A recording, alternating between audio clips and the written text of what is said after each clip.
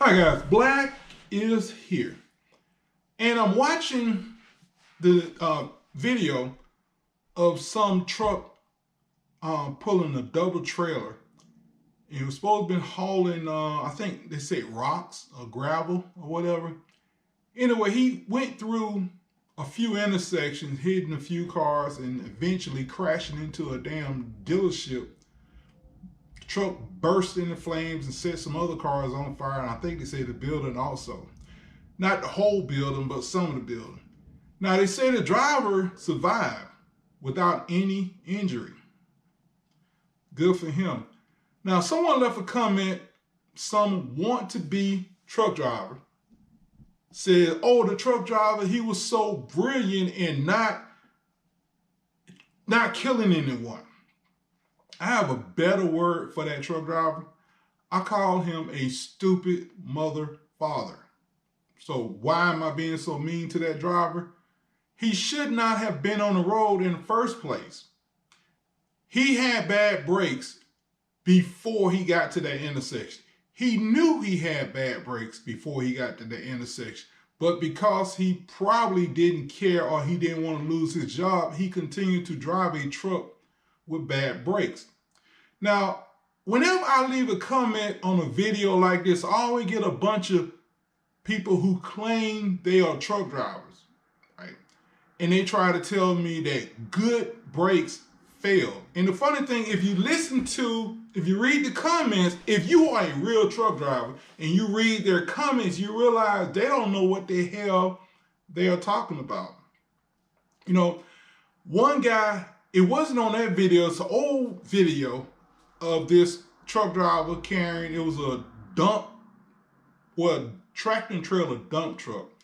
He almost ran in the back of a school bus. He went around the school bus, blowing his horn. And that was the smartest thing, the smartest thing for him to do at that time. But the smartest thing for him to do was to park the damn truck and not drive it. But anyway, someone left a comment and said that the driver couldn't use the engine braking because the truck would slide out of control. And I'm thinking to myself, this is somebody who either don't drive a truck or don't understand engine braking. Now, we used to have a driver at my company. He don't work there anymore. He complained about he didn't like driving up and down mountains in Virginia. He said it made him uncomfortable. He said his brakes would smell and he couldn't use the Jake brake. And I'm like, why you couldn't use the engine brake? And he goes, well, because the truck will slide if you do. I said, who the hell told you that lie? Well, that's what they said in school. Yes, they did say that in the school I went to in 2001. That's what they said. Why did they say that? I don't know why they said it. But I'm going to tell you what. In 2004, I used to drive a Freightliner. In 2004, the truck was a 2004. I actually didn't start driving semis until 2006.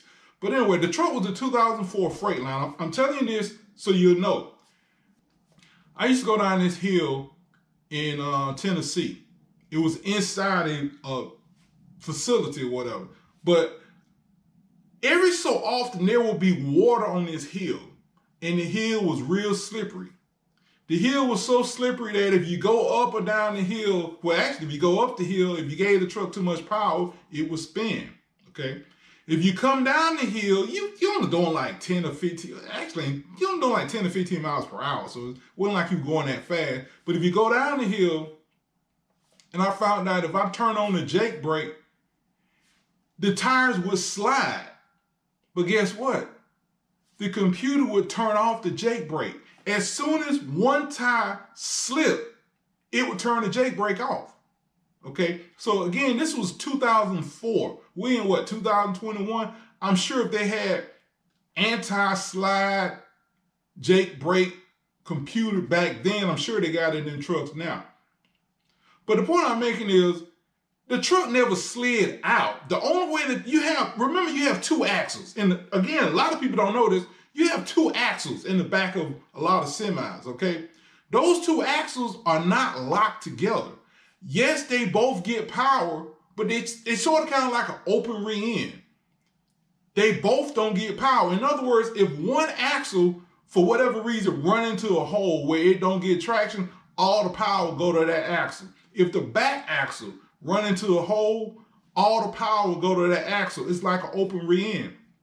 Now, there's a switch inside most trucks. It's called an axle interlock. You flip that switch and it locks both axles together. But usually those don't work past about 25 miles per hour. Usually. Meaning that if you're doing 35 miles per hour and you flip that switch, nothing will happen because the computer won't allow it to come on. So in other words, if you're driving down a damn hill on a rainy day and you turn on the Jake brake and the axles slide, the truck is not going to slide out because those two axles are not locked together. Dre, y'all have a good day.